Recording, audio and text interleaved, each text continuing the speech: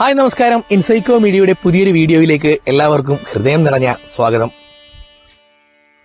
പാലക്കാട് ജില്ലയിലെ മംഗലാംകുന്ന് ആനത്തറവാട്. മംഗലാംകുന്നിന്റെ പേരും പെരുമയും വാനോളമുയർത്തുന്നതിൽ പ്രധാന പങ്ക് വഹിച്ചത് ഈ മംഗലാംകുന്ന് ആനത്തറവാടാണ്. അതിന്റെ കാരണമാവട്ടെ ഒരേ സമയം 20ലധികം ആനകൾ നിരന്നു നിന്നിരുന്ന ഒരു തറവാട്ടുമുറ്റം. ഒരു ആനപ്രേമിയോട് അമേരിക്കയിലേക്ക് പോകണമോ മംഗലാംകുന്നിലേക്ക് പോകണമോ എന്ന് ചോദിച്ചാൽ മംഗലാംകുന്നിലേക്ക് എന്ന് ഉത്തരം നൽകുന്നതിനുള്ള കാരണം തലയെടുപ്പോടെ നിന്നിരുന്ന ഗജരാജാക്കന്മാർ തന്നെയായിരുന്നു.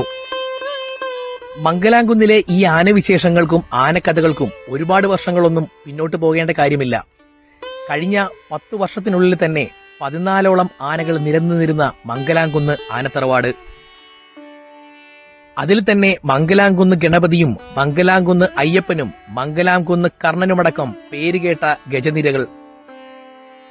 ഇക്കഴിഞ്ഞ ദിവസം മംഗലാംകുന്ന് അയ്യപ്പൻ തറവാടിനോട് വിട പറഞ്ഞതോടെ ഇന്ന് മംഗലാംകുന്ന് തറവാട്ടിൽ അവശേഷിക്കുന്നത് 4 ആനകൾ മാത്രം.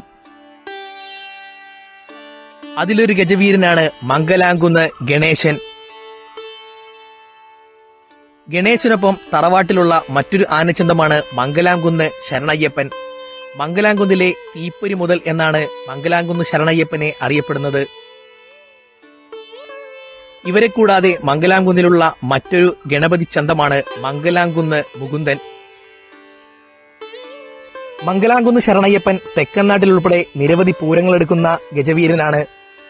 മറ്റു 2 ആനകൾ മംഗലാംകുന്ന് മുകുന്ദനും മംഗലാംകുന്ന് ഗണേശനും പാലക്കാട് തൃശൂർ സൈഡിലാണ് ഏറ്റവും കൂടുതൽ പരിപാടികൾ എടുക്കുക. മംഗലാംകുന്നിലെ വളർന്നു വരുന്ന താരോദയമാണ് മംഗലാംകുന്ന് മുകുന്ദൻ. ഇവരെ കൂടാതെ തറവാട്ടിലേക്ക് അവസാനമായി എത്തിച്ചേർന്ന ആനയാണ് മംഗലാംകുന്ന് ഉമാമഹേശ്വരൻ. അന്നമനട ഉമാമഹേശ്വരനായിരുന്ന കരിവീരനെ മംഗലാംകുന്നുകാർ സ്വന്തമാക്കുകയായിരുന്നു. പേരും പെരുമയുമുള്ള ഗജരാജാക്കന്മാർ ഉൾപ്പെടെ നിരവധി ഗജഗണങ്ങളാണ് മംഗലാംകുന്ന് ആനത്തറവാട്ടിൽ നിന്ന് വിട പറഞ്ഞു പോയത്. ഇതിൽ പല ആനവിയോഗങ്ങളും ആനപ്രേമികളെ അക്ഷരാർത്ഥത്തിൽ കണ്ണീരിലാഴ്ത്തുക തന്നെ ചെയ്തു.